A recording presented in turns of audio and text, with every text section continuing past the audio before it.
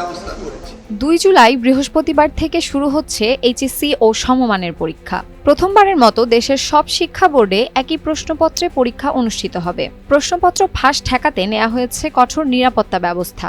এবার পরীক্ষায় অংশ নিচ্ছেন 12,70,583 জন শিক্ষার্থী।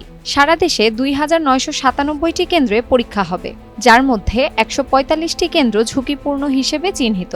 আন্তঃশিক্ষা সমন্বয় বোর্ডের সভাপতি অধ্যাপক সৈয়দ আখতারুজ্জামান জানান, প্রশ্ন ফাঁসের কোনো সুযোগ নেই। তবুও এমন ঘটনা ঘটলে সেদিনের পরীক্ষা সারা দেশে স্থগিত করে নতুন প্রশ্নে পুনরায় পরীক্ষা নেওয়া হবে। শিক্ষামন্ত্রী ডক্টর আ.ন.ম এহসানুল হক মিলন বলেছেন, নকলের ঘটনায় শুধু পরীক্ষার্থী নয়, সংশ্লিষ্ট শিক্ষা প্রতিষ্ঠানের প্রধানের বিরুদ্ধেও ব্যবস্থা নেওয়া হবে।